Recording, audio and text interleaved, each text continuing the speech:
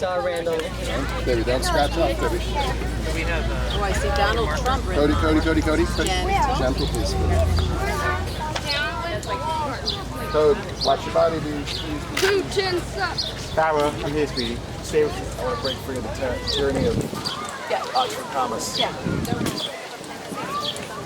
Punctuation. I wrote that. That's such a good one. One more turn out you have.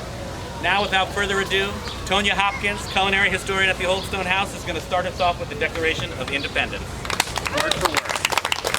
When, in the course of human events, it becomes necessary for one people to dissolve the political bands which have connected them with another, and to assume among the powers of the earth the separate and equal station to which the laws of nature and of nature's God entitle them, a decent respect to the opinions of mankind requires that they should declare the causes which impel them to the separation. We hold these truths to be self-evident, that all men are created equal, and that they are endowed by their Creator with certain unalienable rights. That among these are life, liberty, and the pursuit of happiness. That to secure these rights, governments are instituted among men, deriving their just powers from the consent of the governed. That whenever any form of government becomes destructive to these ends, it is the right of the people to alter or to abolish it, and to institute new government, laying its foundation on such principles and organizing its powers in such form as to them shall seem most likely to affect their safety and happiness.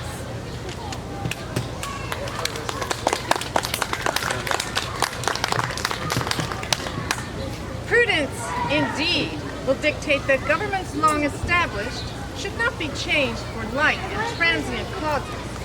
And accordingly, all experience has shown that mankind are more disposed to suffer while evils are sufferable than to right themselves by abolishing the forms to which they are accustomed.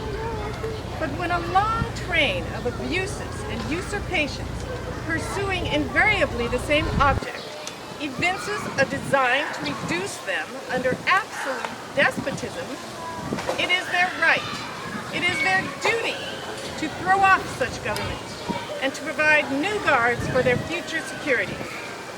Such has been the patient sufferance of these colonies, and such is now the necessity which constrains them to alter their former systems of government.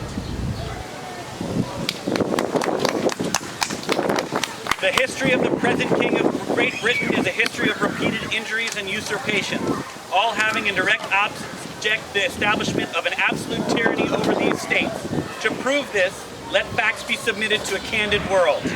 He has refused his assent to laws, the most wholesome and necessary for the public good. He has forbidden his governors to pass laws of immediate and pressing importance, unless suspended in their operation till his assent should be attained. And when so suspended, he has utterly neglected to attend to them.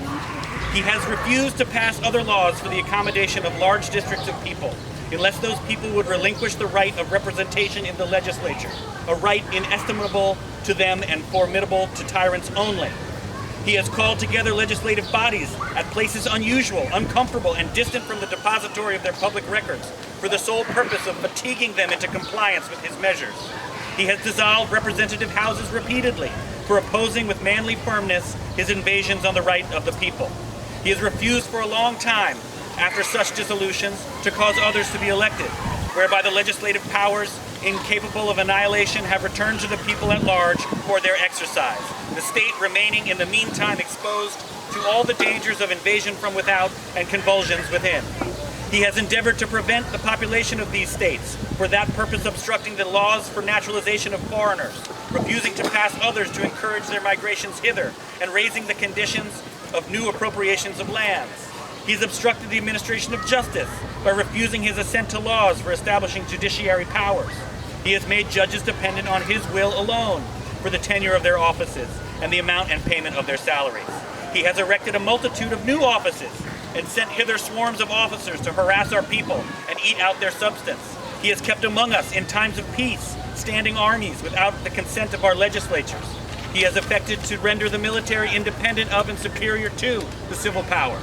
He has combined with others to subject us to a jurisdiction foreign to our Constitution and unacknowledged by our laws, giving his assent to their acts of pretended legislation, for quartering large bodies of armed troops among us, for protecting them by mock trial from punishment for any murders which they should commit upon the inhabitants of these states, for cutting off our trade with all parts of the world, for imposing taxes on us without our consent, for depriving us in many cases of the benefits of trial by jury, for transporting us beyond the seas to be tried for pretended offenses, for abolishing the free system of English laws in a neighboring province, establishing therein an arbitrary government, and enlarging its boundaries so as to render it at once an example and fit instrument for introducing the same absolute rule into these colonies, for taking away our charters, abolishing our most valuable laws, and altering fundamentally the forms of our governments, for suspending our own legislatures and declaring themselves invested with the power to legislate for us in all cases whatsoever. He has abdicated government here by declaring us out of his protection and waging war against us. He has plundered our seas, ravaged our coasts, burned our towns, and destroyed the lives of our people. He is at this time transporting large armies of foreign mercenaries to complete the works of death, desolation, and tyranny already begun with circumstances of cruelty and perfidy scarcely paralleled in the most barbarous ages and totally unworthy of the head of a civilized nation. He has constrained our fellow citizens taken captive on the high seas to bear arms against their country and to become executioners of their friends and brethren, or to fall by themselves at their hands. He has excited domestic insurrections among us and has endeavored to bring on the inhabitants of our frontiers the merciless Indian savages, whose known rule of warfare is an undistinguished destruction of all ages, sexes, and conditions.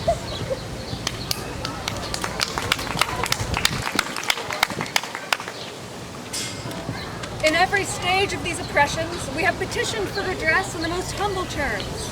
Our repeated petitions have been answered only by repeated injury. A prince, whose character is thus marked by every act which may define a tyrant, is unfit to be the ruler of our free people. Nor have we been wanting in attentions to our British brethren. We have warned them from time to time of attempts by their legislature to extend an unwarrantable jurisdiction over us. We have reminded them of the circumstances of our emigration and settlement here. We have appealed to their native justice and magnanimity, and we have conjured them by the ties of our common kindred to disavow these usurpations, which would inevitably interrupt our connections and correspondence. They too have been deaf to the voice of justice and of consanguinity. We must therefore acquiesce in the necessity which denounces our separation, and hold them as we hold the rest of mankind, enemies in war, in peace friends. We therefore, the representatives of the United States of America, in General Congress assembled, appealing to the Supreme Judge of the world for the rectitude of our intentions, do, in the name and by the authority of the good people of these colonies, solemnly publish and declare that these united colonies are, and the right ought to be free and independent states, that they are absolved from all allegiance to the British Crown, and that all political connection between them and the state of Great Britain is and ought to be totally dissolved, and that as free and independent states, they have full power to levy war, conclude peace, contract alliances, establish commerce, and to do all other acts and things which independent states may of right do. And for the purpose of this declaration, with a firm alliance and the protection of divine providence, we mutually pledge to each other our lives, our fortunes, and our sacred honor. Ready? Yeah. All right. 1, 2. Oh, watch out. Oh, watch out. Now pull off the head. Pull off the head.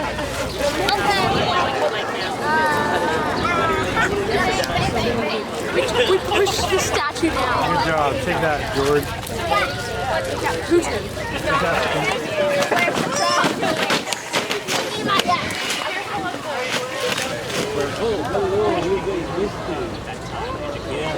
the revolution. Yeah, the